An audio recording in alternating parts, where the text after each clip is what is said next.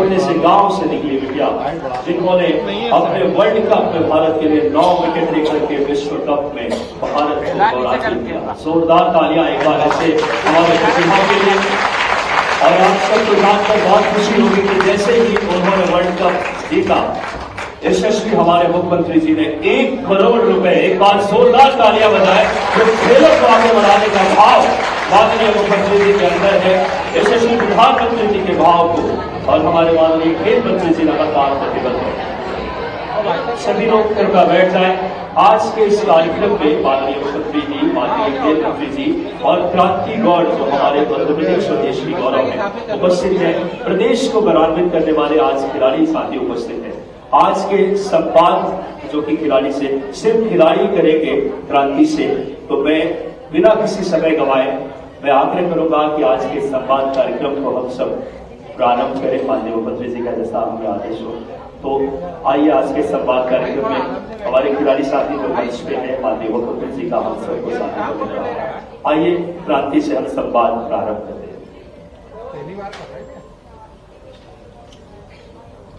कोटलेस mic पहुंचा दें खिलाड़ियों तक।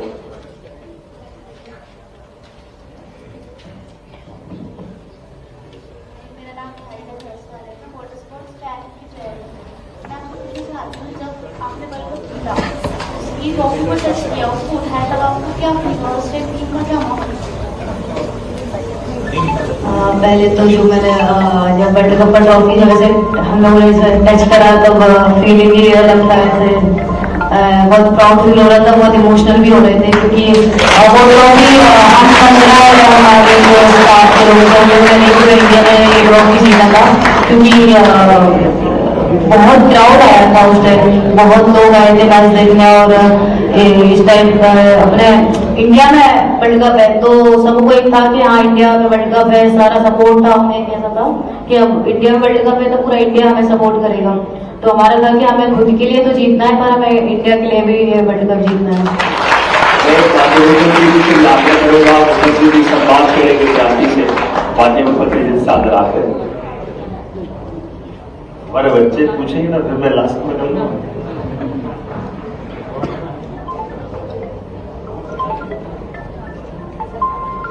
मेरा नाम आकांक्षा है, तो मेरा सवाल ये कि मतलब हर एक प्लेयर को फिट और उसके बिना इंजरी के साथ फिट रहना पड़ता है, तो उसके लिए आप क्या?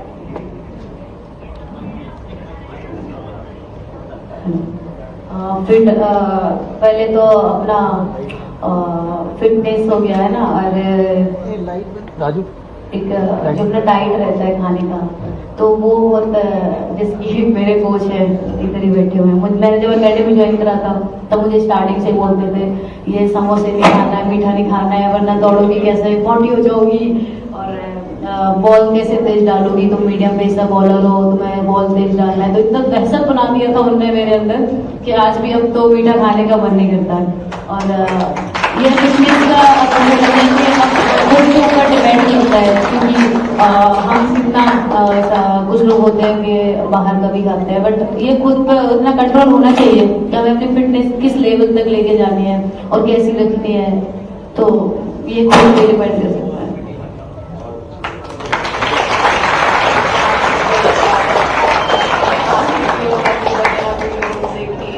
तो आप क्या कहेंगे? मेरे को क्या पता रही।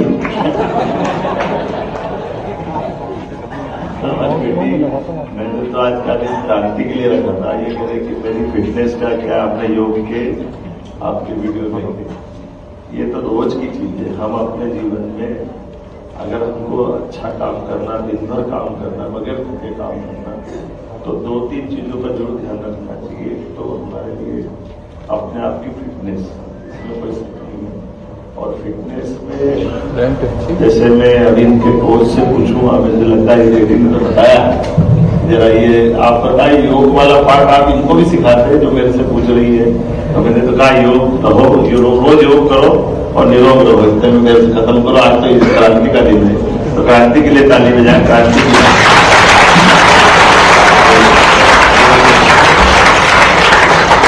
और साहब जरा ये बेटी का क्या योग और कैसे क्या करते, थोड़ा कैसे आपको ध्यान में आया ये बेटी अपनी प्रतिभा संपन्न है, इसकी चिंता करना चाहिए, थोड़ा बताएं।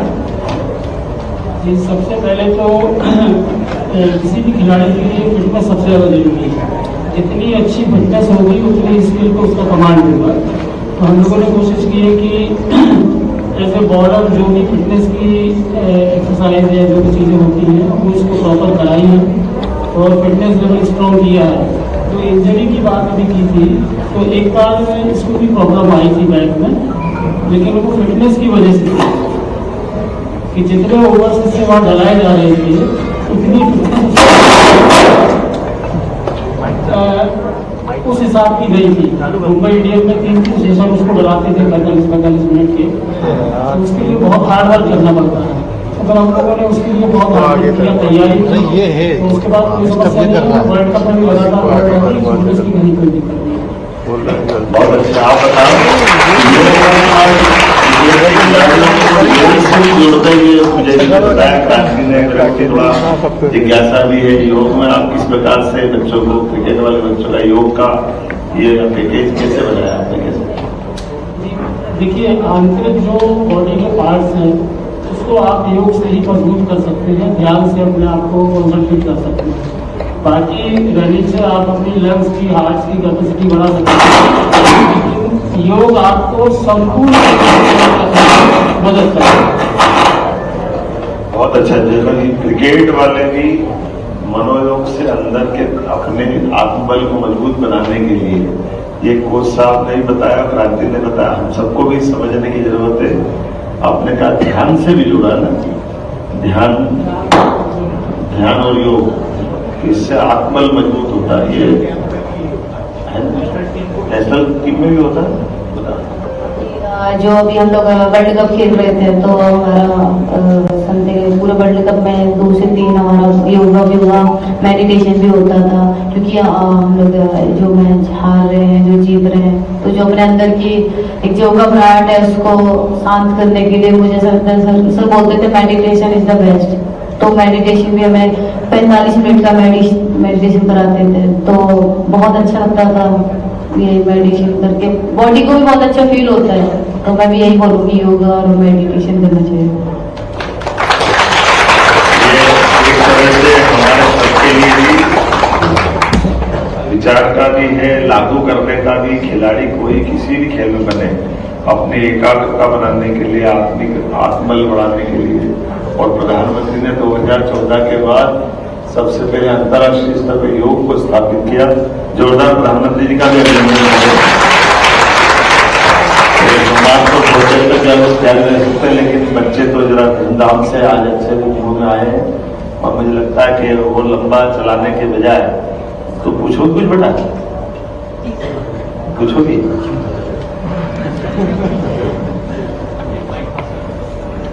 मेरा नाम नैन्सी वर्मा है, मैं सैलिंग की खिलाड़ी हूँ। ये चीज मुझे बहुत अच्छी लगी थी कि वो उन्होंने बोला जो प्रोजेक्ट में था, मेरे साथ भी एक दो जैसे छोटे से कुछ हुए, तो मैं बोलती हूँ मैं नहीं सोच रही। सर ने बोला था प्रेजेंट में रहने का, मैं भी प्रेजेंट हूँ, छोड़ो।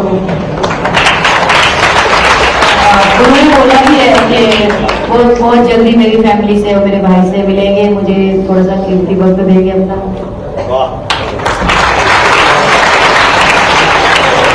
मेरा नाम रमा है, मैं प्लेटफॉर्म की प्लेयर हूँ। मेरा क्वेश्चन आपसे है कि क्वेश्चन आपसे ये है कि मैंने बहुत सारे वीडियोस आपके देखे हैं जिसमें आप खाड़े में करतब वगैरह की बात की आपने, और शिप्रा नदी में स्विमिंग की भी बात की है। मैं ट्रायथलॉन में जो स्विमिंग पार्ट है वो ओपन वाटर का मेन फोकस रहता है उसमें ज़्यादा। तो मैं आपसे ये जानना चाहती हूँ कि आप जब शिप्रा नदी में स्विमिंग करते थे तो आपको कैसा लगता था, और इसके अलावा और कौन से गेम में रुचि है? देखो बेटा, ये पूरा कार्यक्रम तो क्रांति के लिए है, तुम संक्रांति करा रहे हो। कोई बात नहीं, हम तो उज्जैन के अपने पुराने शहर के बासिंदे वहीं के रहने वाले हैं, और हमारे यहाँ हर व्रत त्योहार वगैरह पे मैं जब बहुत छोटा था मुझे ध्यान में आता है कि मैं सोचता हूँ कि 5-6 साल का होगा, तब से माता जी ये जो कार्तिक महीना चल रहा है, इस कार्तिक महीने में भी सुबह 4 बजे उठा करके स्नान के लिए मेरे मन में आता था, तो वो बराबर मुझे कार्तिक स्नान करना, तो पूरे महीने वो सुबह स्नान कराने वो भी जाती थी, हम भी जाते थे।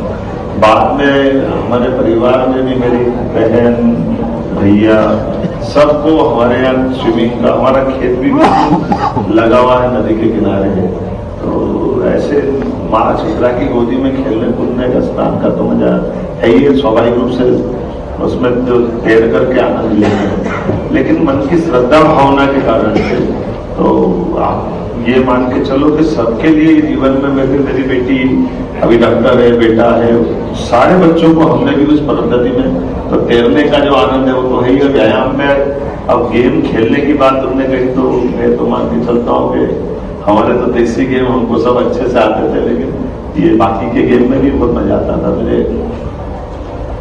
अगर कुश्ती में आनंद आता था तो हॉकी भी बहुत अच्छा खेलता था, स्विमिंग की अपनी आनंद है ही रहता है, योग का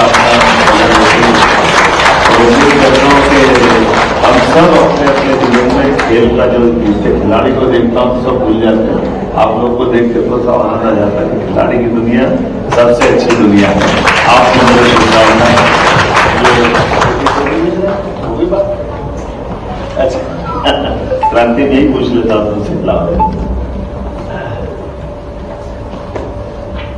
यहाँ इतने सारे खिलाड़ी बैठे हैं और तुम्हारे लिए खिलाड़ियों को बोलने के लिए कुछ हो तो अपनी तरफ से अपना खुद का अनुभव शेयर करते हुए, कठिनाई के बाद में तुम्हारा जीवन तो वैसे भी प्रेरणादायी है, तमाम कठिनाई के बाद भी इंटरनेशनल प्लेयर बनना ये अपने लिए सौभाग्य की बात है। और हमारा भाग्य है कि मध्य प्रदेश के बच्चे हमारी बेटी छतरपुर की, वैसे तो छतरपुर का जो स्वभाव है बुंदेलखंड का, बड़े लड़ैया महुआ वाले जिनकी मार सही ना जाए, एक को मारे 2 मर जाए, तीसरा दोस्त खाए मर जाए, क्या बोलो क्या बोलो।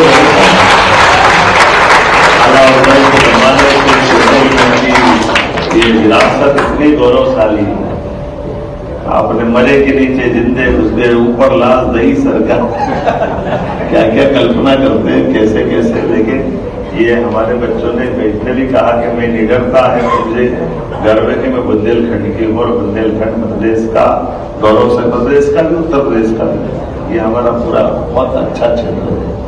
तो जरा आप अपनी तरफ से कुछ बोलना चाहोगे?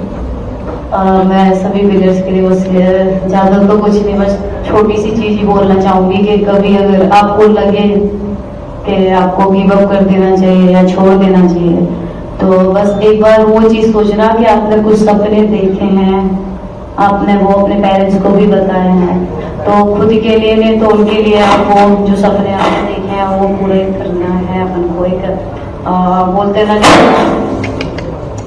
बोलते हैं ना एक जैसा ड्यूटीज, तो उसके खुद के लिए नहीं तो पेरेंट्स के लिए करो, क्योंकि मैंने तो बहुत कुछ देखा है, बहुत देखा है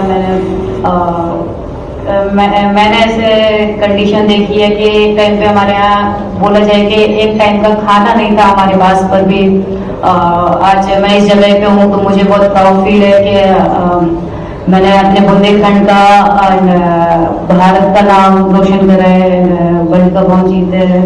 तो बस यही बोलूंगी कि बस कभी पीछे मुड़ कर ना देखे, अगर आगे बढ़ रहे हैं तो बस बढ़ना है, जब तक तो तरक्की नहीं कर दूसरे का एक लास्ट है ना इसका लाइन,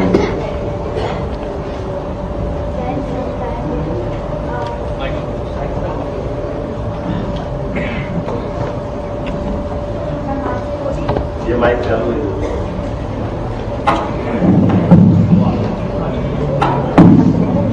मेरा नाम मानसी गौरी है, मैं ताइक्वांडो एथलीट हूँ और जैसे कि इंडिया टीम फाइनल्स में 3 बार पहुंची है, तो मैं आपसे पूछना चाहती हूँ कि इस बार क्या बदलाव था, क्या नया ऐसा था कि इस बार आप विश्व विजेता बने? एक तो अभी पहले जो वर्ल्ड कप हुए मैंने देखे भी नहीं है और मैं देखे भी नहीं कि मैं खेली भी नहीं और देखा भी मैंने नहीं, मेरा फर्स्ट वर्ल्ड कप था। और पहले तो ये बात है कि ये वर्ल्ड कप इंडिया में था, हमें सपोर्ट था पूरे इंडिया का, तो हमारे दिमाग में सिर्फ एक ही चीज चल रहा था कि वर्ल्ड कप जीतना है क्योंकि ये इंडिया में है। और दूसरी चीज की एक हमारे साथ था, जब सेमीफाइनल मैच था हमारा तो हमारे कोच मंदिर गए हुए थे, तो मंदिर में एक आंटी मिली, उनके हाथ में 4 महीने की बच्ची थी छोटी। तो उन्होंने मेरे कोच से बोला, जो इंडियन टीम के हमारे कोच है, उनसे बोला कि सर मुझे ना इसको क्रिकेटर बनाना है। अब उनकी सोच देखो, अभी हम लोग सिर्फ अभी वर्ल्ड कप जीते नहीं है, हम लोग सिर्फ सेमीफाइनल तक पहुंचे हैं और वर्ल्ड कप इंडिया में है। तो उनकी सोच मतलब कि उनको उस 4 महीने की बच्ची को भी उनको क्रिकेटर बनाना है। तो उस दिन सर ने हमें बताया, तो हमने भी एक चीज ठानी थी कि हम अपने लिए तो खेलेंगे, पर जो सेमीफाइनल हमने मैच खेला वो हमने उस 4 महीने की बच्ची के लिए खेला, ताकि अपने लिए भी हम सीधे वो सेमीफाइनल इंडिया का सपोर्ट था, हमें सब लोग सपोर्ट कर रहे थे, तो इंडिया के लिए जीतना था। Thank you. बताओ आपकी हमारी तो बात चलती रहेगी, शाम हो जाएगी। आपका कार्यक्रम क्या है थोड़ा सा बता दें तो फिर हम आएगा। लेकिन आज के अच्छे ये संवाद कार्यक्रम के लिए मैं खेल मंत्रालय को बधाई देता हूँ, बेटी क्रांति को भी बधाई देता हूँ, हमारे सारे अधिकारी, माननीय मंत्री जी, विधायक जी, सबको बधाई। ये हमारे लिए गौरव की बात है। और हमारे यहाँ भगवान बिरसा मुंडा, रानी दुर्गावती, झांसी की रानी, ये गौरवशाली अतीत था। हम अपनी उन रानियों के गौरवशाली अतीत को केवल इतिहास में पढ़ सकते हैं, महसूस कर सकते हैं, लेकिन आंखों से झांसी की रानी दुर्गावती को देख के आनंद आता है। इसका नाम भी क्रांति है। ये हमारी न केवल क्रांति बल्कि पूरी टीम को, भारत की पूरी टीम को माननीय प्रधानमंत्री जी ने बधाई दी। हमारी सबके लिए भी सौभाग्य की बात है। मैं एक अनाउंस जरूर करना चाहूंगा कि हमारे जो आपके पिताजी का जो कठिनाई बताई थी, तो वो हमारे पास शासन के पास अपील का प्रावधान है। निश्चित रूप से हम इसमें मदद करेंगे कि आपकी बहाली हो, इसमें कोई। और बेटी का भी सम्मान, हम जो बिरसा मुंडा जी का क्रांति के अग्रदूत जाने जाते हैं बिरसा मुंडा जी, हमारे लिए देश का सौभाग्य। 15 तारीख को जबलपुर में बड़ा कार्यक्रम होगा, इसमें क्रांति का सम्मान भी होगा जोरदार। और आखिरी मेरी अपनी ओर से, आपने कहा कि छतरपुर में क्रिकेट का स्टेडियम सरकारी कोई चाहिए ना प्रैक्टिस करने के लिए, तो हम अपना एक स्टेडियम इनका क्रिकेट का, ताकि बच्चे बच्ची वहाँ फिर नए क्रांति का भी जन्म हो, नए प्रकार से बढ़े। तो ये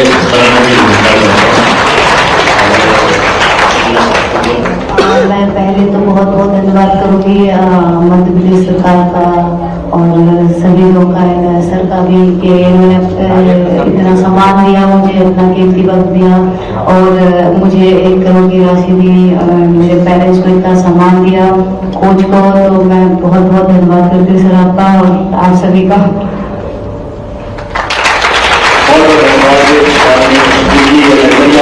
शक्ति खेल के भाव को यशस्वी प्रधानमंत्री के नेतृत्व में युवा भारत, बदलते भारत के जज्बे और हर एक खिलाड़ी को इस तरीके से प्लेटफॉर्म दिया जाए, उसकी जमीनी हकीकत आपके नेतृत्व में। एक बार मुख्यमंत्री जी के लिए जोरदार तालियां बजाएं।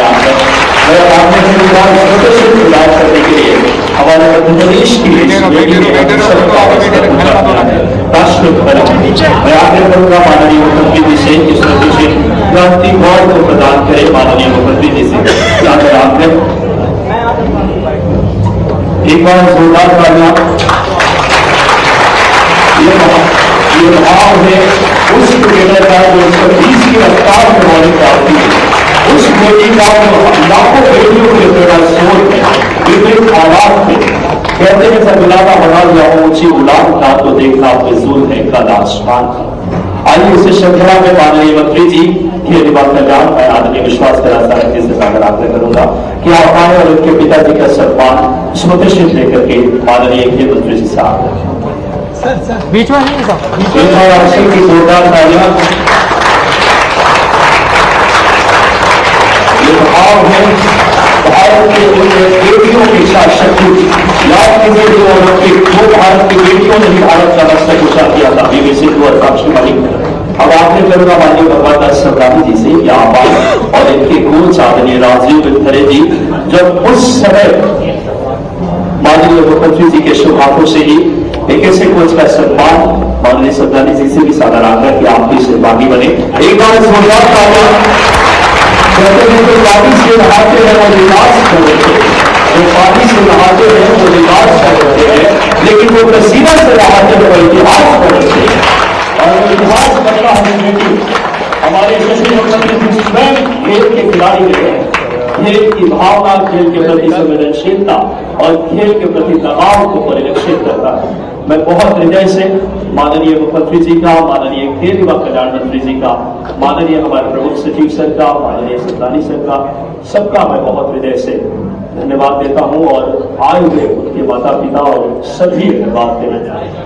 मीडिया के प्रतिनिधियों का, खेल युवा कल्याण विभाग, माननीय हमारे director sir Rakesh Gupta sir, आदरणीय हमारे अजय श्रीवास्तव सर, आदरणीय joint director BS Yadav sir, सभी पदाधिकारी की तरफ से माननीय मुख्यमंत्री जी का खेल युवा कल्याण विभाग की तरफ से बहुत धन्यवाद।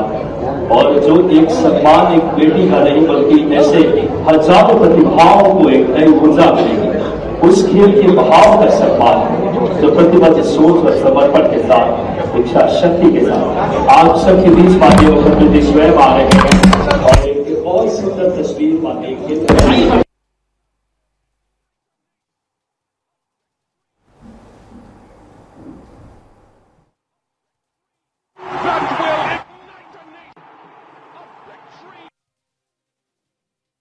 और सीधी तस्वीरें जहां मुख्यमंत्री डॉक्टर मोहन यादव के मुख्य आतिथ्य में यहां पर वन विभाग और लोक स्वास्थ्य एवं चिकित्सा शिक्षा विभाग में नव नियुक्ति पत्र सीएम द्वारा दिए जा रहे हैं। आज बड़ा सौभाग्य का दिन है कि आपको एक ऐसे दिन ये नियुक्ति पत्र मिल रहे हैं जब पूरा देश वंदे मातरम 150 वर्ष संपूर्ण होने का उत्सव मना रहा है।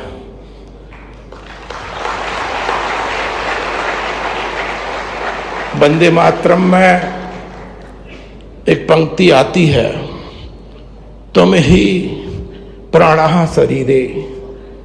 इस शरीर के अंदर जो प्राण है मां वह तू ही है। मां हमने जिस राष्ट्र को कहा है, यदि शरीर के अंदर कोई प्राण शक्ति है तो वो राष्ट्र की ही शक्ति है।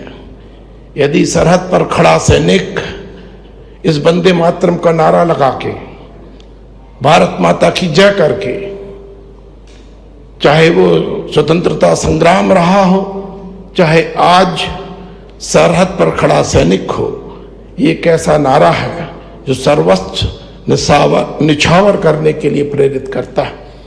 निश्चित रूप से जब इस दिन आपको एक ऐसी जिम्मेदारी मिल रही है, इस लोकतंत्र में यदि हम इसकी एक रथ से कल्पना करें तो लोकतंत्र में जो सवार है वो इस देश की जनता जनार्दन है और जो सारथी है वो नेतागण है, जो लगाम है वो अधिकारी गण है और जो रथ है जिसमें घोड़े हैं, पहिए हैं, वो आप सब कर्मचारी गण हैं। तो जनता जैसा सारथी चुनती है वैसी लगाम तानी जाती है और वैसा रथ चलता है। तो जिस देश में ये कहा जाता था कि इस व्यवस्था का कुछ हो नहीं सकता, ये व्यवस्था सुधर नहीं सकती, लेकिन इस देश की जनता ने जब यशस्वी लोकप्रिय प्रधानमंत्री नरेंद्र मोदी जी जैसा नेता चुना तो दिल्ली में 11 साल हो गए और एक कितनी सी भी काली बिंदी केंद्र सरकार पे नहीं है। उन्होंने सिद्ध कर दिया। करते हुए बात करने के लिए कुछ पंक्तियां गीत के रूप में लिखी है और वंदे मातरम जिसके मनोभावना के आधार पर एक पंक्ति तुम ही प्राणा शरीरे नरेंद्र शिवाजी ने कही है। ये बात सही है कि 1857 की क्रांति के बाद 1875 में ये आनंद मठ नाम का उपन्यास लिखा गया और उसके अंदर बंकिम चंद्र जी ने अपनी वंदे मातरम गीत की रचना दी और बाद में 1896 में गुरुवर रविंद्रनाथ ठाकुर जी ने अपने स्वर से उसको लिपिबद्ध करते हुए सबके बीच प्रस्तुतिकरण दिया। और ये बात भी हमारे लिए समसामयिक होगी कि वंदे मातरम के बलबूते पर उस दौर के अंदर जब वंदे मातरम का मंत्र अपने आजादी के मतवाले स्वतंत्रता सेनानियों के लिए बीज मंत्र का काम करता था, उनको उत्साह उमंग जगाता था, देश की आजादी की ललक जगाता था, अपने प्राणों का उत्सर्ग के लिए प्रेरित करता था। तो इनकलाब जिंदाबाद में भी वंदे मातरम शब्द निकल के आता था। नेताजी सुभाष चंद्र बोस से लेकर चंद्रशेखर आजाद तक ये तमाम देशभक्तों ने वंदे मातरम, मैं अपने देश की वंदना करता हूं, और वंदे मातरम के उद्घोष के साथ पूरा देश एक उद्वेलित होकर के 1905 में बंग भंग एक बड़ा अंग्रेजों का षड्यंत्र था, जब बंगाल को 2 हिस्सों में बांटा जाने का विषय रखा गया, लेकिन वो बंग भंग आंदोलन में उस वंदे मातरम की गूंज ने न केवल बंग भंग को रोका, बल्कि काल के प्रवाह में आज का हमारा बंगाल बचा है बड़े पैमाने पर। तो बड़ी भूमिका उसमें उस वंदे मातरम के मंत्र के साथ तत्कालीन नेतृत्व की भी थी। मैं आज आपसे विस्तार से बात इसलिए कर रहा हूं कि इसकी 150वीं जयंती है। तो वंदे मातरम के लिए, देश की आजादी के लिए लड़ने वाले, मिटने वाले, अपने आप को उत्सर्ग करने वाले स्वतंत्र वीर सावरकर से लेकर नेताजी सुभाष चंद्र बोस तक, सरदार पटेल से लेकर महात्मा गांधी तक, वो सारे स्वनाम धन्य बड़े बड़े नाम जिनने देश की आजादी के लिए उस वंदे मातरम के बलबूते पर दुनिया भर में अपनी भारत की पहचान बनाई। लेकिन ये बात भी सही कि आजादी के पहले इन गीतों से, जिस प्रकार से हर एक देश के संघर्ष के समय बने गीतों ने सबका मार्ग प्रशस्त किया, चाहे अमेरिका हो, इंग्लैंड हो, सारे के सारे उनके जो राष्ट्रगान बने, उनका अंतर तक जो आने वाली कठिनाई के बीच जिससे कठिनाई को पार पाने का आत्मविश्वास बनता है, वो उस भाव से आता है। लेकिन बने हुए देश को आगे बढ़ाने के लिए ये तंत्र भी चाहिए, जिस तंत्र के आधार पर ये सच्चे अर्थों में ये मूल मंत्र है, जिस मूल मंत्र के बलबूते पर हमारा देश दुश्मनों के हाथों से सदैव बचावी रहे, सुव्यवस्था स्थापित करे, अपने अपने कामों में हमको यश मिले। हमारे लिए सौभाग्य की बात है, उस उथल पुथल भरे देश के समय जब देश में 600 से ज्यादा रियासतें थी और अंग्रेजों के द्वारा उस समय छोड़े गए एक घटना से तो देश पूरा अलग दौर में था, जब भारत और पाकिस्तान के रूप में देश का बंटवारा हुआ। लेकिन उससे बड़ा दर्द था अलग अलग रियासतों का छूटा जाना। लेकिन एक ऐसे व्यक्ति उस समय चट्टान की तरह देश के साथ में खड़े हुए, जिनने आजादी के तुरंत बाद, सरदार वल्लभ भाई पटेल, उनकी भी 150वीं जयंती चल रही है, जिनने न केवल अपने सारे प्रशासनिक तंत्र का पुनर्गठन करते हुए ये जो हमारी यूपीएससी की एग्जाम करा करके हमारे भारतीय प्रशासनिक ढांचे को खड़ा करने के साथ उनकी अंदर की अंतर्निहित शक्तियों का विभक्तिकरण के लिए राज्य की अलग, केंद्र की अलग, लेकिन कुल मिलाकर के ये जो प्रशासनिक अमला बना, मुझे इस बात की प्रसन्नता, इसमें बहुत बड़ा योगदान हमारे लोकतंत्र के साथ साथ आप लोगों का भी मैं आप लोगों को बधाई देना चाहता हूं। हमारे सारे आज के भी नवीन कदम बढ़ाने वाले वो लोग और पुराने सारे लोग जिनने शासन की सेवाओं के माध्यम से भी देश सेवा का संकल्प लिया, जोरदार अभिनंदन आपका अपने आप के लिए भी। आपका कदम भी इस देश की सुरक्षा के साथ, देश की जवाबदारियों के लिए, जनता की सेवा के लिए, गरीब से गरीब आदमी के जीवन में, भारत की सारी व्यवस्थाओं में मध्य प्रदेश के साथ कदम से कदम मिला करके मैं आपका सबका, आपके इतनी बड़ी संख्या में 877 युवाओं को ये जो हमारे वन संरक्षक से लगा करके हेल्थ और दोनों विभाग में मिलकर के जो बड़ी महती भूमिका अदा की, मैं आज आपके दोनों विभागों की तरफ देखता हूं तो वो भी अच्छा लगता है, अद्भुत लगता है। आज मध्य प्रदेश जिस तेज गति से बढ़ रहा है, और ऐसे में डॉक्टर अब्दुल कलाम का वो सपना का वाक्य याद में आता है, जो वो कहते थे, सपने वो नहीं होते जो सोते हुए देखते हैं, सपने वो होते जो नींद नहीं आने देते हैं, लगातार हम अपने सपने पूरे करने के लिए। तो आज आपने अपने अपने जो सपने देखे थे माता पिता के माध्यम से, आपके खुद की खुली आंखों से आपने अपने मुकाम को हासिल किया। आपको सबको बधाई देता हूं, आपका अभिनंदन करता हूं। लेकिन जीवन चलने का नाम, यहां भी मत रुकना, जो जहां से आए और आगे सपने देखना और आगे बढ़ना, जितना आगे जा सकते हो, जितनी आपके अंदर की क्षमता, परमात्मा ने ये पिंड ऐसा बनाया, इस पिंड में अनंत संभावना है, लेकिन दोनों के अपने विभागों का भी मस्ती अलग टाइप की, और ये भी स्वर्णिम काल है। यशस्वी प्रधानमंत्री का जोरदार अभिनंदन करें, नरेंद्र मोदी जी का। उनके जीवन के बारे में नरेंद्र जी ने बताया कि जिनके घर के कष्ट कैसे थे, एक चाय वाले परिवार से एक माँ के कष्ट के बारे में बोलने में भी हमको दोबारा लगेगा। हम सब इस कष्ट से निकले, कमोबेश सब, मैं भी उस परिवार से आता हूँ, लेकिन इससे कोई फर्क नहीं पड़ता हम कहाँ से आते हैं। हम जहां से भी आते हैं वो अतीत की बात है, लेकिन हमने आज जहां खड़े होकर के काम करना प्रारंभ किया, उसकी मिसाल क्या बनी, ये बात मायने रखती है। और इस दिशा में आप सब चलेंगे, ये भाव से मैं आपको शुभकामना देता हूं। हर एक के जीवन में कठिनाई आती, हर एक के जीवन में परेशानी आती, लेकिन परेशानियों में अपने आप को सफल सिद्ध करना, इसी बात की आवश्यकता है। और उस नाते से जब हेल्थ डिपार्टमेंट की तरफ देखता हूं, मुझे नहीं मालूम और हेल्थ डिपार्टमेंट का, लेकिन जितनी तेज गति से हमारा हेल्थ डिपार्टमेंट काम कर रहा है, कितने तेजी से मेडिकल कॉलेज अगर खुल रहे हैं पूरे देश में, इतनी तेज गति से तो किसी और स्थान पे मेडिकल कॉलेज खुले नहीं होंगे जितना अपने मध्य प्रदेश में खुल रहे हैं। मेरी अपनी ओर से आपको बधाई देना चाह रहा हूं। और एक नया प्रयोग भी कि आपके हॉस्पिटल के माध्यम से जहां आप सर्विस करने जा रहे हैं, अब पीपीपी मॉडल पर मेडिकल का हमारा हॉस्पिटल, पीपीपी मॉडल पर मेडिकल कॉलेज खुलवा करके, तो विदेश में होता था, हमारे देश में तो पहली बार हो रहा कि 300 बेड का हॉस्पिटल पीपीपी मॉडल पे हम उसको हायर करके देने के लिए हमारा स्टाफ, पैरामेडिकल स्टाफ, दवाई वो बाकी चीजें देंगे और मेडिकल कॉलेज खड़े हो जाएंगे।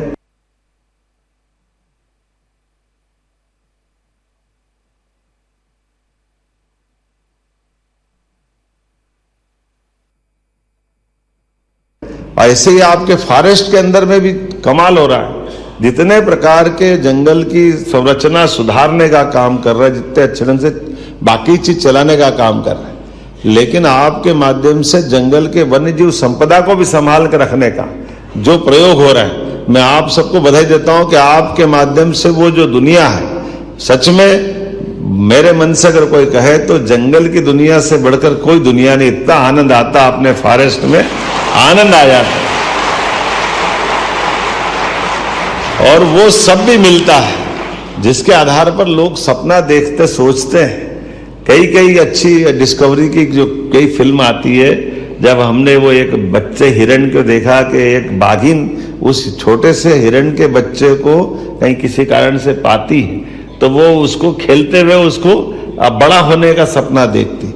ये संवेदनाओं की पराकाष्ठा है, कितना अच्छा लगता सुनकर देख करके। आज ये जंगल के सभी प्रकार के, और ऐसे में जब हमारे जंगल समृद्ध हो रहे हैं तो चीता भी चौकड़ी भर रहे हैं। आपको बधाई दो, आपका इंतजार कर रहा है चीता भी। ऐसे में जब चीता चौकड़ी भरते दिखाई दे रहे तो मगरमच्छ भी मां नर्मदा की गोद में अपने गोते लगाने के लिए पहुंच रहे हैं। ये भी आनंद हमको आ रहा है।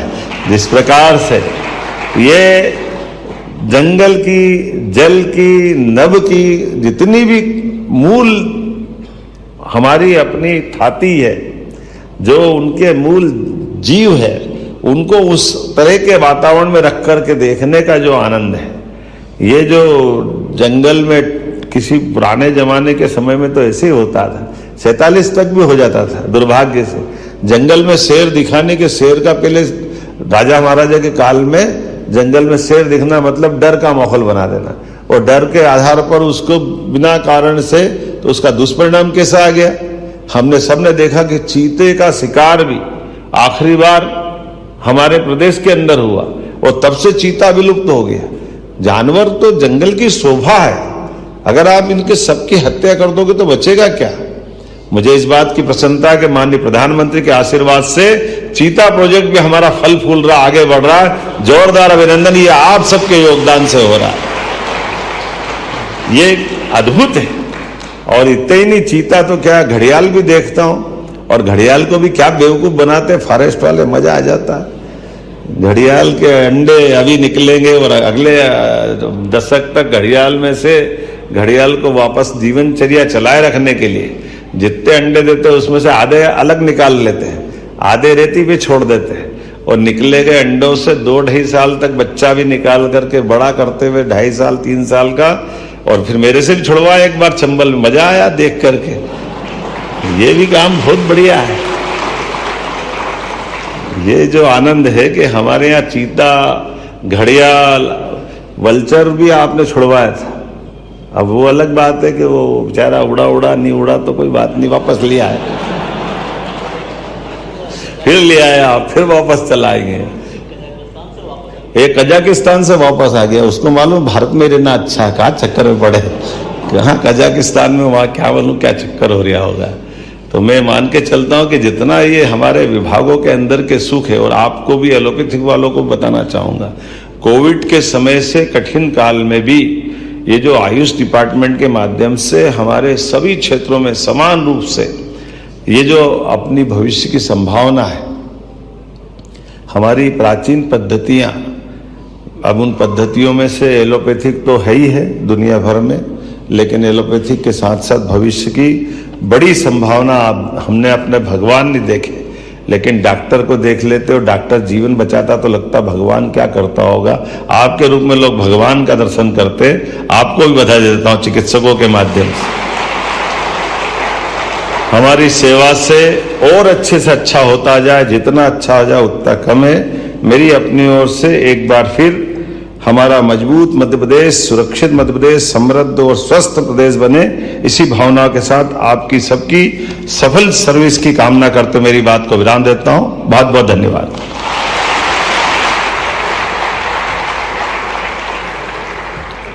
हार्दिक धन्यवाद माननीय मुख्यमंत्री जी। आपके नेतृत्व में मध्य प्रदेश जो आत्मनिर्भरता, समृद्धि और संस्कृति के संगम से उभरता हुआ भारत के हृदय प्रदेश का उज्जवल भविष्य गढ़ेगा, ऐसा हम सभी का सपना है। हम चाहेंगे माननीय मुख्यमंत्री जी के स्वागत और अभिनंदन में एक बार जोरदार तालियां हम सभी के द्वारा। बहुत बहुत धन्यवाद आप सभी का, हार्दिक बधाइयां एवं शुभकामनाएं आज उन सभी को जिन्हें आज नियुक्ति पत्र प्रदान किया गया है। और इस कार्यक्रम के समापन की ओर अब हम बढ़ रहे हैं। आप सभी की ओर से धन्यवाद ज्ञापन करने हेतु, आभार व्यक्त करने हेतु हम सादर आग्रह करते हैं प्रमुख सचिव लोक स्वास्थ्य एवं चिकित्सा शिक्षा विभाग मध्य प्रदेश श्री संदीप यादव जी से आज के अवसर पर आभार उद्बोधन दें।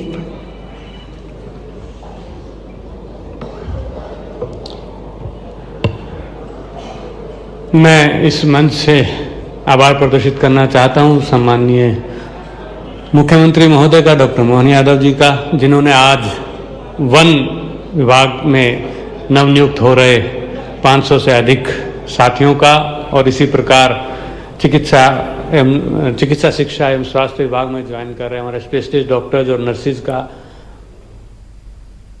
और सीधा आपको ले चलते हैं भोपाल। भाजपा प्रदेश कार्यालय में वंदे मातरम 150वां स्मरणोत्सव कार्यक्रम का आयोजन हो रहा है।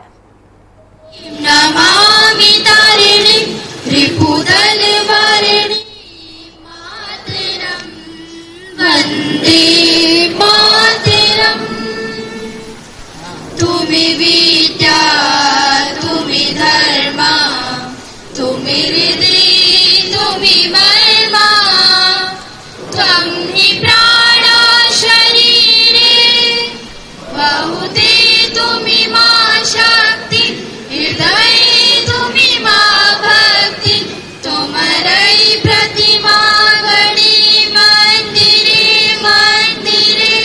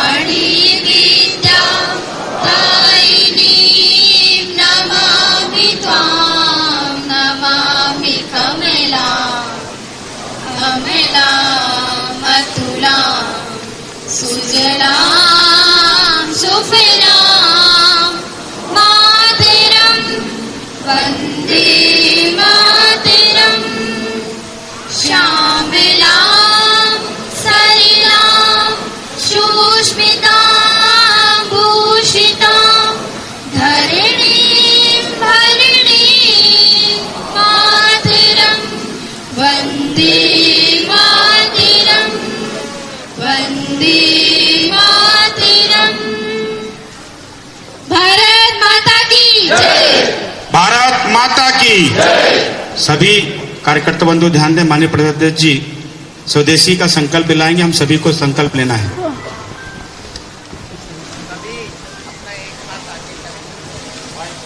सभी लोग एक हाथ आगे कर लें। भारत माता की सेवा और सम्मान के लिए यह संकल्प लेता हूँ अपने दैनिक जीवन में अधिकतम भारतीय उत्पादों का उपयोग करूँगा और आयातित वस्तुओं की जगह देशी विकल्प अपनाऊंगा। हर काम और समाज में भारतीय उत्पादों को प्राथमिकता दूंगा और गांव किसान और तथा कारीगर का समर्थन कर स्थानीय उद्योगों को बढ़ावा दूंगा। युवाओं और बच्चों को स्वदेशी अपनाने के लिए प्रेरित कर नई पीढ़ी तक इसका महत्व पहुंचाऊंगा। पारिवारिक और सामाजिक जीवन में भारतीय भाषाओं का उपयोग करूंगा। पर्यावरण के प्रति सजग रहकर स्वदेशी और प्रकृति अनुकूल उत्पादों का प्रयोग करूंगा और देश के पर्यटन स्थलों को प्राथमिकता दूंगा। जय हिंद। 150 वर्ष वंदे मातरम गीत के पूर्व होने पर मैं भारतीय जनता पार्टी के सम्मानीय प्रदेश माननीय हेमंत जी वैसा अनुरोध करूंगा कि संबोधित करें।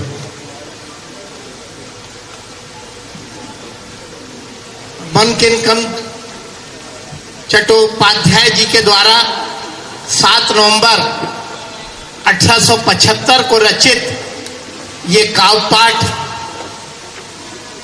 जो देश के आजादी के रणबांकुरों के लिए एक प्रेरणा का किया। इस गीत को हमारे सभी देश प्रेमियों ने अपनाया। जब देश आजाद हुआ तो प्रथम राष्ट्रपति राजेंद्र प्रसाद ने जनगण मन की तरह ही इसे समान दर्जा देते हुए राष्ट्रीय गीत का दर्जा दिया। आज यह गीत हमारी नई पीढ़ी के लिए प्रेरणा का काम करता है, जिसने इस देश की आजादी का अलग झलक आया और सभी हमारे स्वतंत्रता संग्राम सेनानियों को एक करने का काम किया। बीबीसी ने एक सर्वे किया था जिसमें दुनिया का सबसे ज्यादा देश प्रेम के गीतों में इस गीत ने द्वितीय स्थान दुनिया भर में पाया। ऐसा यह गीत जो हमें प्रेरणा देता है, हमें हमारी आजादी कैसे मिली उसका संदेश देता है, इस देश को एक करने का काम करता है। इसके कुछ शब्द संस्कृत के और कुछ बांग्ला के हैं। जब बांग्लादेश विभाजित हुआ तब भी इस देश के नागरिकों ने, स्वतंत्रता संग्राम सेनानियों ने इस गीत के माध्यम से उस बंगाल विभाजन का विरोध किया। आज हम सब मोदी जी के आह्वान पे इस देश को दुनिया में आगे ले जाना चाहते हैं। ये गीत इस देश के हर नागरिक के लिए प्रेरणा का काम करेगा। आज प्रदेश भर में 10 सामूहिक ज्ञान में आज यहाँ आप सब सम्मिलित हुए।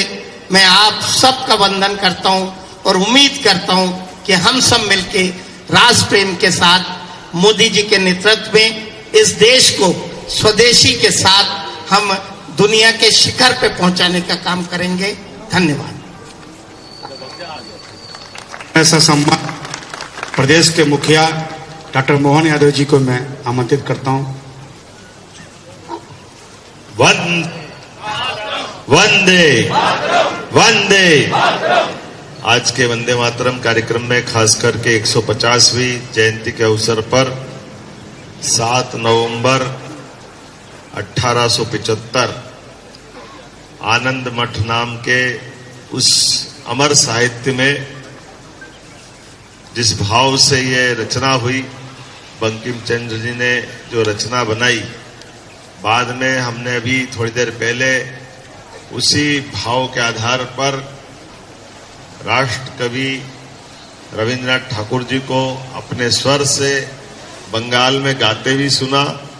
और जैसा कि हमारे माननीय अध्यक्ष जी ने बताया, माननीय अध्यक्ष जी, माननीय मंत्री विश्वास सारंग जी, माननीय हमारे सांसद आलोक शर्मा जी, माननीय विधायक रामेश्वर जी, माननीय विधायक भगवान दास सबनानी जी, हमारे महापौर और हमारे वरिष्ठ नेता सुरेश पचौरी जी, पूर्व केंद्रीय मंत्री, इस अवसर पर सभी प्रदेश के पदाधिकारी और आप सब, ये वास्तव में यशस्वी प्रधानमंत्री ने अपने शब्दों में अभी हमको सबको विस्तार से इसकी बातें बताई।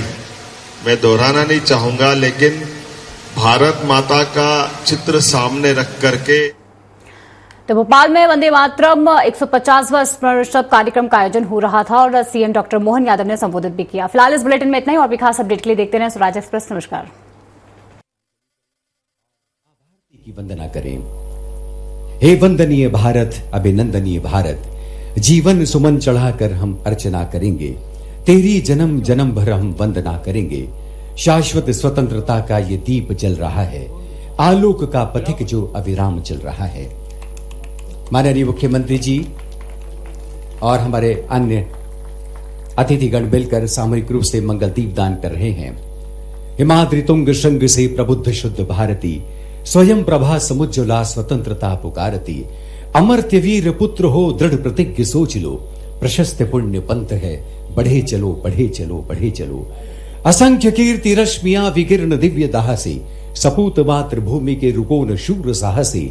अराति सैन्य सिंधु में सुवाड़ वाग्नि से चलो, प्रवीर हो जयी बनो, बढ़े चलो बढ़े चलो बढ़े चलो। वंदे मातरम का जब उद्घोष होता है तो मां भारती के प्रति एक विशेष श्रद्धा का भाव हमारे भीतर जागता है। जननी जन्मभूमिश्च सर्वादपि करियसी, मां भारती की वंदना, इस सरजमी को प्रणाम। मंगलदीप के माध्यम से हम अपनी उस महान विरासत को भी आज याद कर रहे हैं जिससे चलकर ये मंत्र गीत हमारे पास पहुंचा। 150 वर्ष पहले पंडित बंकिम चंद्र चटर्जी ने इस मंत्र गीत की रचना की। इसका प्राकट्य हुआ, एक कविता जागी, एक ऐसी कविता जो मंत्र के रूप में भारत की विरासत बन गई। आज उसे याद करने का विशेष उपक्रम है। माननीय प्रधानमंत्री श्री नरेंद्र मोदी जी के आह्वान पर पूरा देश इस समय वंदे मातरम का उद्घोष कर रहा है। आज ये समारोह मध्य प्रदेश शासन और संस्कृति विभाग की संयुक्त पहल कर उसके संयोजन में परिकल्पित हुआ है। हम माननीय मुख्यमंत्री जी और मंचासीन सभी महानुभावों के स्वागत के लिए निवेदन करना चाहेंगे। आदरणीय श्री अशोक वर्णवाल जी, संचालक संस्कृति आदरणीय श्री एन.पी. नामदेव जी और माननीय मुख्यमंत्री जी के सांस्कृतिक सलाहकार श्री राम तिवारी जी से संयुक्त रूप से हमारे मंचासीन अतिथियों का स्वागत करें। सबसे पहले माननीय मुख्यमंत्री डॉक्टर मोहन यादव जी का स्वागत, अभिनंदन। और उसी के साथ हमारे माननीय मंत्रीगण आदरणीय विश्वास सारंग जी, आदरणीय कृष्णा गौर जी, माननीय महापौर श्रीमती मालती राय जी हमारे बीच उपस्थित हैं, उनका भी स्वागत, अभिनंदन। आदरणीय संचालक संस्कृति श्री एन.पी. नामदेव जी और श्री राम तिवारी जी से हम निवेदन करेंगे वे भी गुलदस्ता भेंट कर इस अभिनंदन में शामिल हों। आदरणीय रामेश्वर शर्मा जी, आदरणीय भगवान दास सबनानी जी, आदरणीय भगवान दास सबनानी जी का स्वागत, अभिनंदन।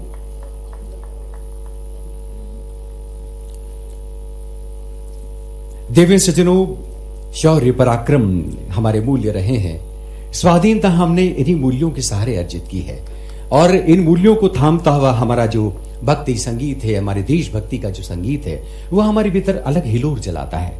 आदरणीय सभी वृंद के कलाकार और विशेष रूप से मध्य प्रदेश के पुलिस बैंड के कलाकार इस मंच पर उपस्थित हैं। हम ये चाहेंगे कि उनके इस अनुगूंज के साथ हम आज के इस समारोह का शुभारंभ करें।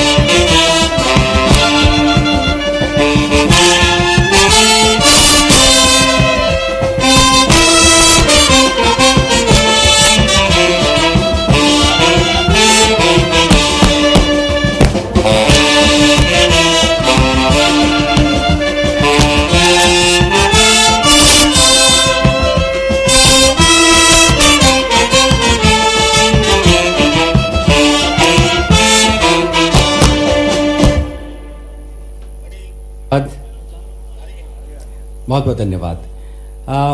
हमारे बीच आदरणीय अवर मुख्य सचिव मध्य प्रदेश अशोक रणवाल जी उपस्थित हैं। हम चाहेंगे कि वे आएं और आप सबका स्वागत करें।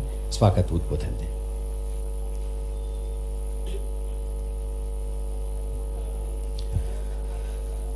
परम सम्माननीय माननीय मुख्यमंत्री जी, सम्माननीय मंत्री सहकारिता, सम्माननीय मंत्री पिछड़ा वर्ग कल्याण, माननीय सांसद, माननीय विधायकगण, डीजीपी महोदय, मंच पर विराजमान सभी सम्माननीय अतिथिगण, देवियों और सज्जनों, आज से वंदे मातरम के 150वीं वर्षगांठ का वर्ष मनाया जा रहा है पूरे देश भर में। उस गीत के लिए जिसे हमारी संविधान सभा ने 1950 में राष्ट्रीय गीत का दर्जा दिया, परंतु इसका इतिहास जो है वो 150 वर्ष पुराना है, जब बंकिम चंद्र चटर्जी जी ने इस गीत की रचना की थी। और आप में से बहुत कम लोगों को ये पता होगा कि यह गीत जो है वो संस्कृत और बंगला का एक मिक्स है। और जब बंकिम चंद्र चटर्जी जी से ये पूछा गया कि आपने संस्कृत और बंगला दोनों भाषा का इस्तेमाल क्यों किया था, तो उन्होंने कहा कि बंगला जो है वो आम जनता की भाषा थी और इसे आम जनता में पॉपुलर करना जरूरी था। तो 1950 में राष्ट्रीय गीत के रूप में इसके 2 पैराग्राफ लिए गए, पहले 2 पैराग्राफ। आज हम 150वीं वर्षगांठ पे पूरे राज्य में और पूरे देश में इसे एक अलग स्वरूप दे रहे हैं, ताकि हमारी जो यंग जनरेशन है, हमारी जो नई पीढ़ी है, उन्हें भी इस गीत के पीछे का इतिहास पता चले। इस गीत को हमारे क्रांतिकारियों ने स्वतंत्रता आंदोलन में एक क्रांति उद्घोष के रूप में इसका इस्तेमाल किया था और इसके कारण अंग्रेजों ने इसे कई राज्यों में से बैन भी किया था। तो इस गीत का एक बहुत ही बड़ा इतिहास है और ये इतिहास हमारी यंग पीढ़ी को जानना बहुत जरूरी है। इसी उद्देश्य से राज्य सरकार और भारत सरकार ने यह कार्यक्रम चलाया है। आज के इस कार्यक्रम में मैं माननीय मुख्यमंत्री जी, दोनों मंत्रीगण, माननीय सांसद, माननीय विधायकगण और आप सभी का हृदय से स्वागत करता हूं और यह आह्वान करता हूं कि हम सभी ब्रांड एम्बेसडर की तरह इस गीत को जन जन तक इसकी भावना के साथ पहुंचाएं। ये गीत तो हम सभी तक है, पर इसकी भावना जो है यह भी हम सभी तक पहुंचनी चाहिए। आज के इस 150वीं वर्षगांठ के अवसर पर मैं राज्य सरकार की ओर से आप सभी का हार्दिक स्वागत करता हूं। धन्यवाद।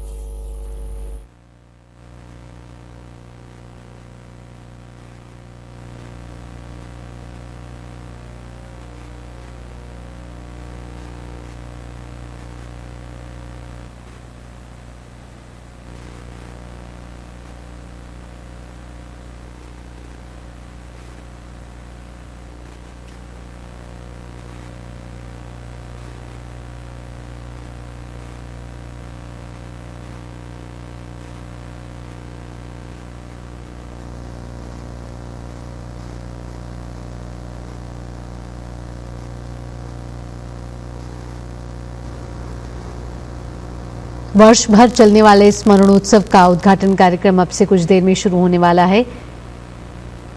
राष्ट्रव्यापी स्मरणोत्सव का औपचारिक शुभारंभ प्रधानमंत्री नरेंद्र मोदी करेंगे। नई दिल्ली के इंदिरा गांधी इंडोर स्टेडियम में इस ऐतिहासिक भव्य आयोजन का कार्यक्रम अब से कुछ देर में शुरू होने वाला है। प्रधानमंत्री इस मौके पर स्मारक डाक टिकट और सिक्का भी जारी करेंगे और प्रधानमंत्री नरेंद्र मोदी ने इससे जुड़ी प्रदर्शनी का अवलोकन किया है।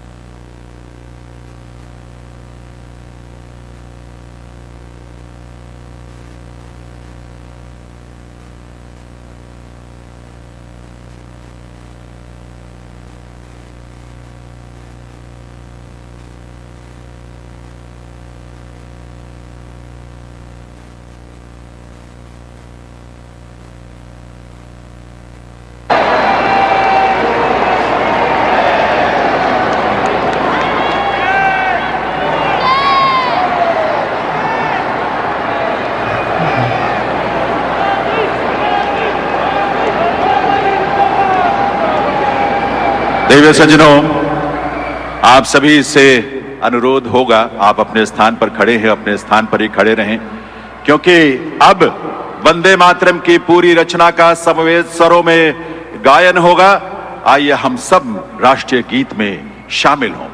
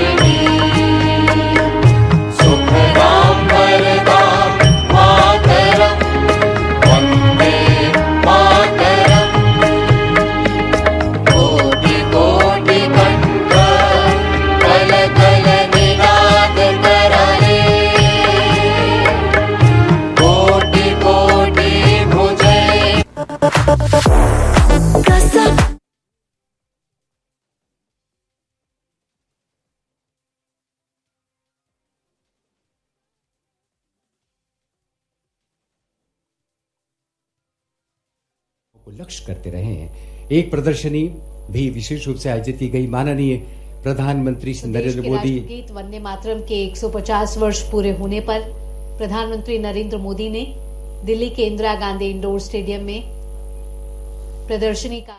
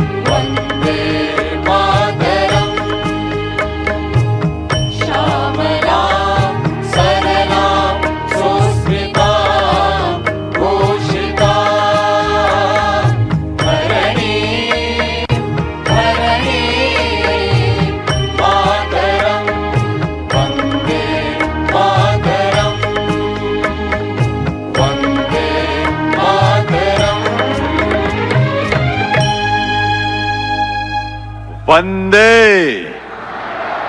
वंदे वंदे। आभार आप सभी का।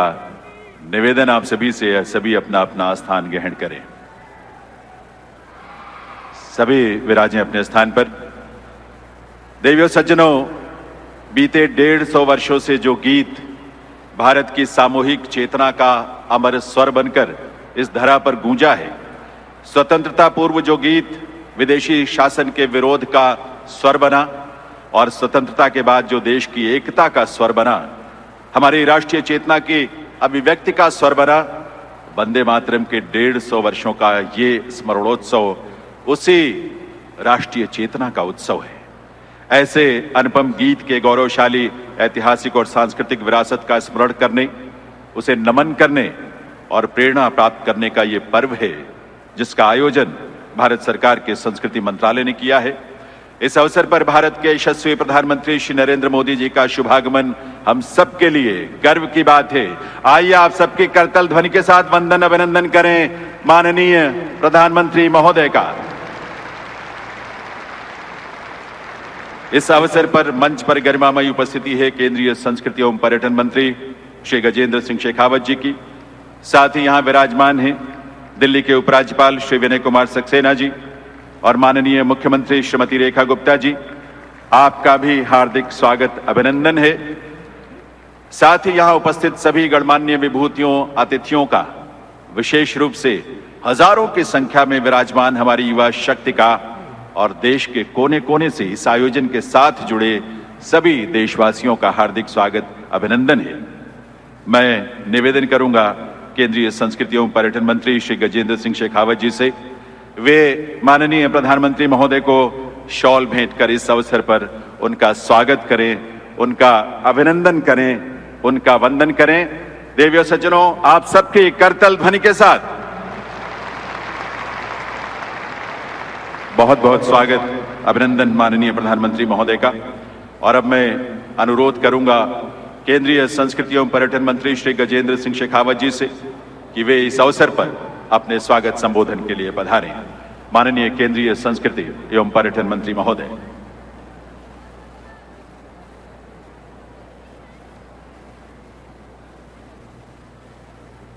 राष्ट्रीय गीत वंदे मातरम के 150वें स्मरणोत्सव के अवसर पर आयोजित आज इस राष्ट्रीय कार्यक्रम और जिस कार्यक्रम के अनुसरण में पूरे देश भर में हजारों स्थानों पर ऐसे वंदे मातरम के स्मरण, वंदे मातरम के सामूहिक गायन का कार्यक्रम पूरे देश भर में हो रहा है। इस कार्यक्रम को आयोजित करने का विचार प्रतिपादित करने वाले, भारत को विकसित बनाने के मंत्र के रचयिता, हम सब के सम्मानित नेता, देश के प्रधानमंत्री श्रद्धेय नरेंद्र मोदी जी, मंच पर उपस्थित दिल्ली के सम्मानित उपराज्यपाल आदरणीय श्री विनय सक्सेना जी, दिल्ली की सम्मानीय मुख्यमंत्री आदरणीय रेखा गुप्ता जी, कार्यक्रम में उपस्थित सभी सम्मानित मंत्रीगण, जनप्रतिनिधिगण, सरकारी अधिकारीगण, कार्यक्रम में अपनी प्रस्तुति देने के लिए आए हुए देश के अपने अपनी विधा के ऐसे मैस्टिरोज, सारे प्रख्यात कलावंत,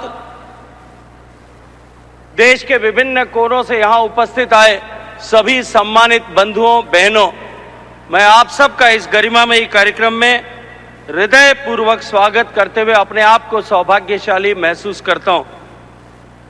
मित्रों, आज सब हम एकत्रित होकर के यहां केवल एक ऐसे गीत को नहीं, अभी तो राष्ट्रभक्ति के उस भाव को स्मरण करने के लिए यहां आए। एक ऐसा गीत जो एक छोटी सी घटना की प्रेरणा से सृजित हुआ। बंकिम चंद्र चटर्जी, जिन्होंने आनंद मठ उपन्यास में जो 1770 के सन्यासी आंदोलन के प्रतिरूप के रूप में उन्होंने लिखा था, डिप्टी कलेक्टर के रूप में जब काम कर रहे थे, बहरामपुर में उनके पालकी को रोका गया और वो इसलिए कि सामने कुछ लोग क्रिकेट का मैच खेल रहे थे और जो अंग्रेज क्रिकेट का मैच खेल रहे थे उसमें व्यवधान न पड़े, इसलिए उनको रोका गया। न केवल रोका गया, अपितु प्रतिकार करने पर उनके साथ में हाथापाई की गई। बंकिम चंद्र चटर्जी जी ने इसे न्यायालय में एक वाद के रूप में लिया और उस वाद के समय में जब उनके ऊपर अंग्रेज सत्ता और अधिकारियों का बहुत सारा दबाव था, वो वहां स्थानीय जागीरदार के एक गेस्ट हाउस में रुक करके रह रहे थे और उस गेस्ट हाउस के सामने कुछ मंदिर, और जिसमें एक मंदिर में देवी मां की प्रतिमा को जंजीरों से जकड़ा हुआ ऐसा रखा गया था, वहां उनके मन में यह विचार प्रतिपादित हुआ कि मेरी भारत माता भी इसी तरह से बेड़ियों में जकड़ी हुई है, जिसे मुक्त कराने के लिए एक मंत्र की आवश्यकता है। और वो मंत्र सृजित हुआ, उदित हुआ। उनके मन का वो भाव आज 150 साल बाद में भी हम करोड़ों भारतवासियों के, चाहे हम किसी भी भाषा में बोलते हो, किसी भी स्थान पर निवास करते हो, हम सब के लिए राष्ट्रभक्ति के एक अमर मंत्र के रूप में हमेशा हमेशा के रूप में सन्निध हो गया। मित्रों, आज हम सब यहां एक ऐसे अमर गीत को स्मरण करने के लिए आए जिसका गायन करते हुए, जिस वंदे मातरम का नारे का उद्घोष करते हुए स्वतंत्रता के आंदोलन के सारे कार्यक्रम प्रारंभ हुए होंगे और हजारों ऐसे स्वतंत्रता सेनानी होंगे जिन्होंने मां भारती के बलिवेदी पर अपने आप को जब समर्पित किया, तब अंतिम शब्द जो उनके मुंह से निकले थे वो शब्द थे वंदे मातरम। मित्रों, आज वंदे मातरम के 150 वर्ष पूरे हुए। आजादी के बाद में भी वंदे मातरम ने भारत में राष्ट्रभक्ति का ज्वार पैदा करने और भारत में राष्ट्रभक्ति के भाव को लोगों में की चेतना में जागृत करने में एक महत्वपूर्ण भूमिका का उदय किया है। आज जब हम आजादी के 75 वर्ष पूरे करने के उपरांत माननीय प्रधानमंत्री जी के मार्गदर्शन में उनके आह्वान पर 140 करोड़ लोग देश को विकसित बनाने, आत्मनिर्भर बनाने के संकल्प के साथ में जुटे, देश के सामने ये एक वैसा ही महत्वपूर्ण अवसर है जैसा महत्वपूर्ण अवसर आजादी के आंदोलन के समय में था।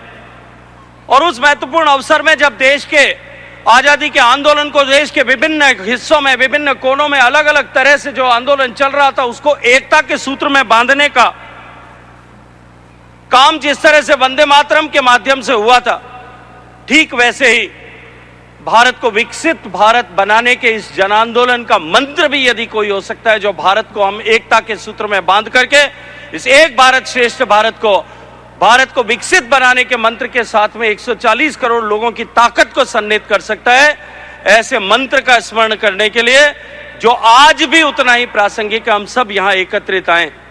माननीय प्रधानमंत्री जी की प्रेरणा से, उन्हीं के मार्गदर्शन में इस कार्यक्रम की रूपरेखा तय हुई।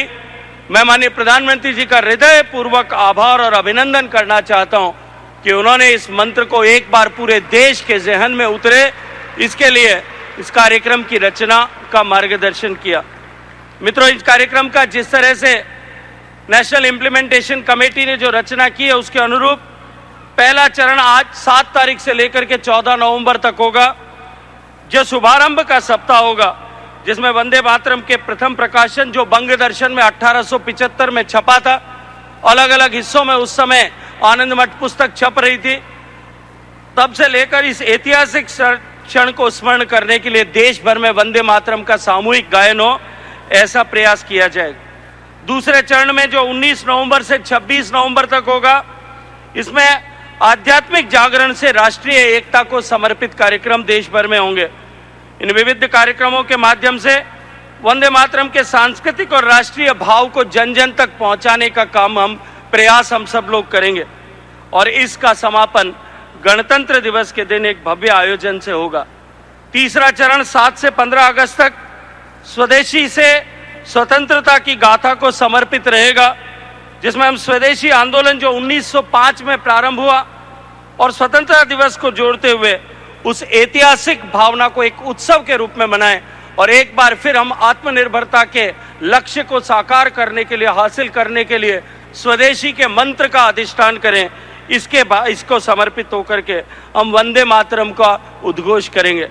और चौथा और अंतिम चरण जो सर टायर बदलेंगे नहीं?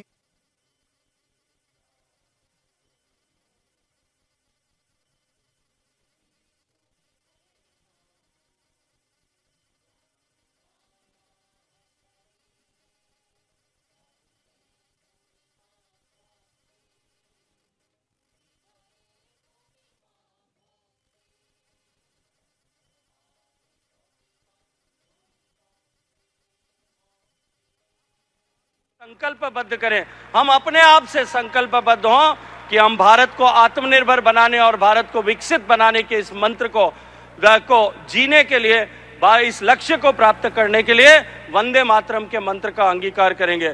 मैं सम्मानित प्रधानमंत्री जी का समय देने के लिए हृदय पूर्वक स्वागत करते हुए माननीय मुख्यमंत्री जी, माननीय उपराज्यपाल जी और यहाँ उपस्थित सभी लोगों का बहुत सारा स्वागत करता हूँ, अभिनंदन करता हूँ। आप सबको बहुत सारी शुभकामनाएं। बोलिए वंदे मातरम, वंदे वंदे मातरम, मातरम। बहुत बहुत धन्यवाद।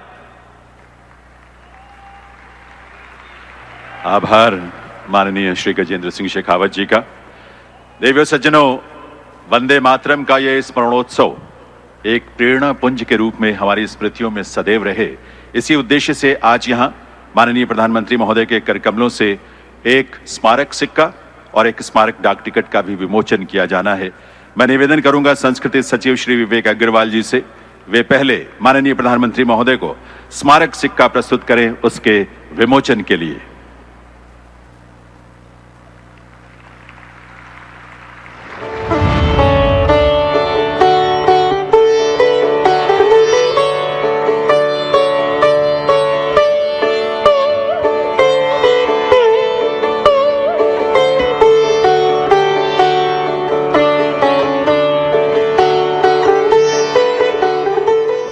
एक बार पुनः अनुरोध संस्कृति सचिव श्री विवेक अग्रवाल जी से, वे अब माननीय प्रधानमंत्री महोदय को स्मारक डाक टिकट की प्रथम एल्बम प्रस्तुत करें उसके विमोचन के लिए।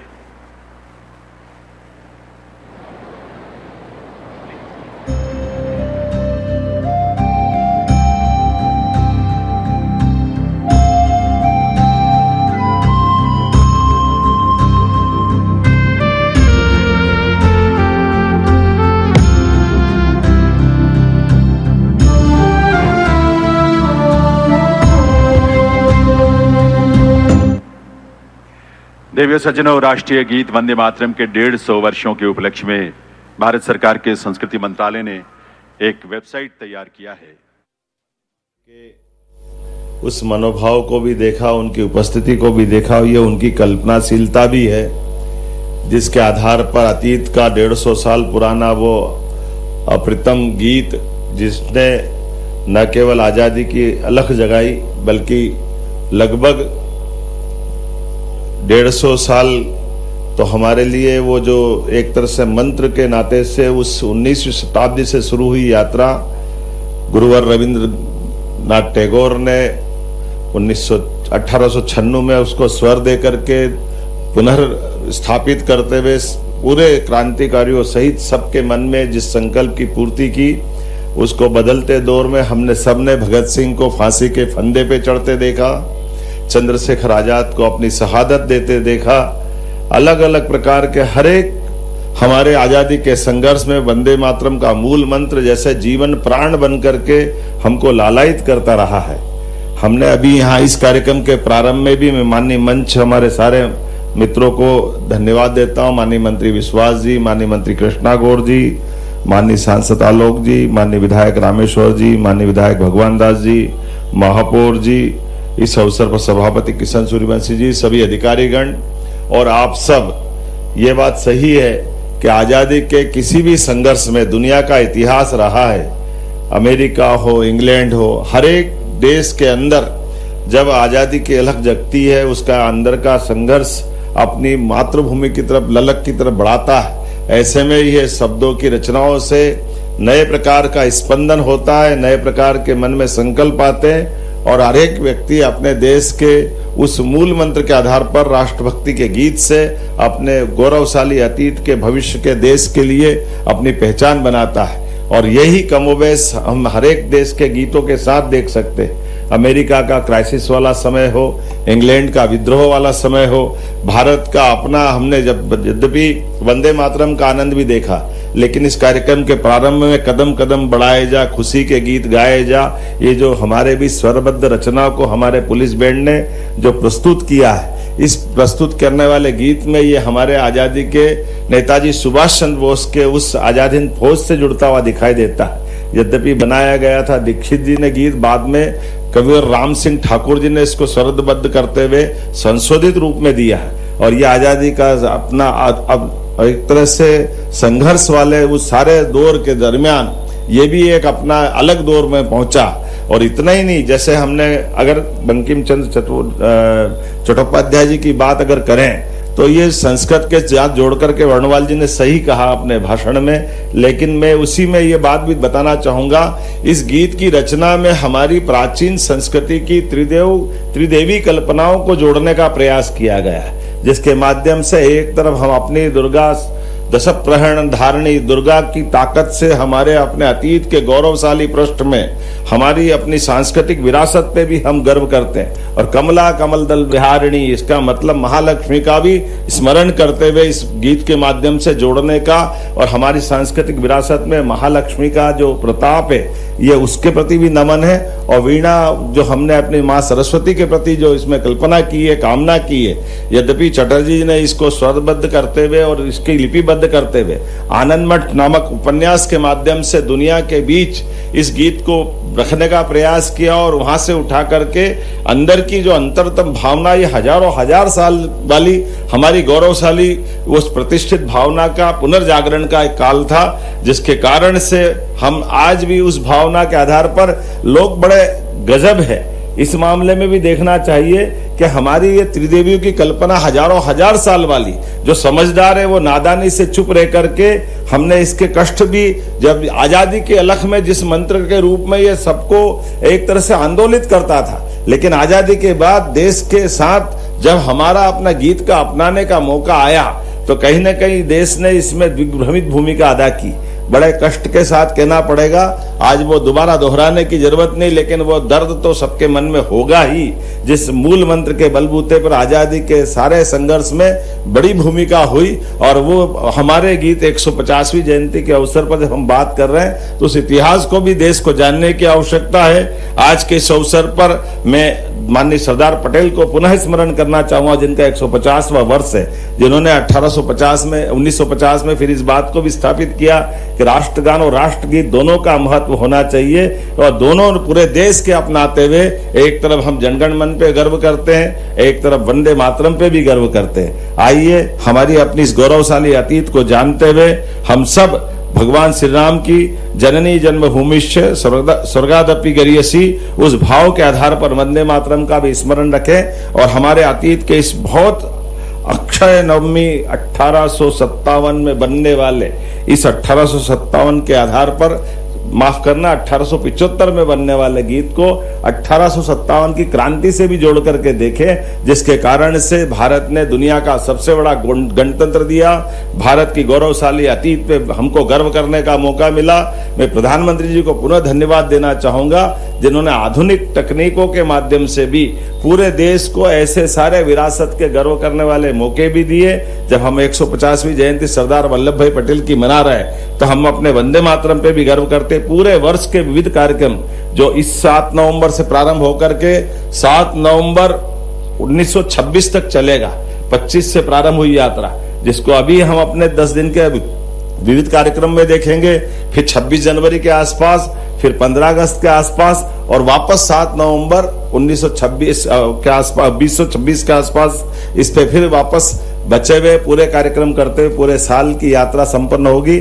मेरी अपनी ओर से आज इस अवसर पर बैठे हुए सभी सज्जनों को, सभी बहनों को, पत्रकार साथियों को, आगंतुक अतिथियों को बधाई, बहुत बहुत धन्यवाद। धन्यवाद माननीय मुख्यमंत्री डॉक्टर मोहन यादव जी।